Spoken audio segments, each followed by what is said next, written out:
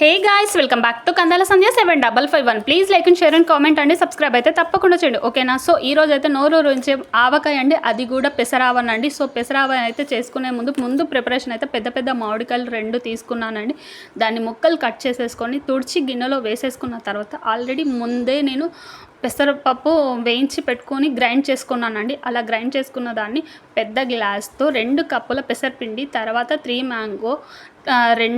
Mango గ్లాసులు, తర్వాత 1.5 cup ఉప్పు వేసుకున్నానండి. సో మెంతులు కూడా వేయించి వేసేసుకున్నాను. తర్వాత దానికి కొంచెం ఇంగువ వేసి మంచిగా మిక్స్ చేసామండి.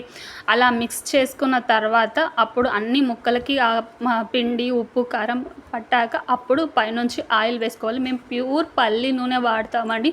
సో అలా పల్లి నూనె మంచిగా మనకు సరిపడేటట్టు వేసుకుంటూ అలా కొద్దిగా కలపాలండి. అలా కలుపుకొని మంచిగా మిక్స్ చేయాలి. ఎంత మంచి మిక్స్ చేస్తే అంత టేస్టీగా కూడా ఉంటుంది. సో పెసరపప్పు ఆయిల్ ఎక్కువ పీల్చుకుంటుంది కాబట్టి దాన్ని స్లోగా కలుపుకోవాలి. అలా స్లోగా కలుపుకొని మంచిగా మిక్స్ చేయాలండి.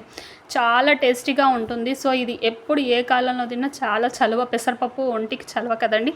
సో మా ఇంట్లో అయితే ఇది అందరికి ఇష్టం. అలా కలుపుకొని ఒక పెద్ద డబ్బాలో అయితే పెట్టేసుకోవాలండి. 3 days తర్వాత మళ్ళీ తీసి మళ్ళీ కలుపుకొని మళ్ళీ అన్నంలోకి తినాలి. మంచి టేస్ట్ అయితే ఉంటుంది, చాలా బాగుంటుంది. సో ఈ వీడియో కనుక మీకు నచ్చితే లైక్, షేర్తో పాటు కామెంట్తో పాటు అలాగే సబ్స్క్రైబ్తో పాటు మరిన్ని వీడియోస్ కోసం నా ఛానల్ని సబ్స్క్రైబ్ చేయండి. బాయ్.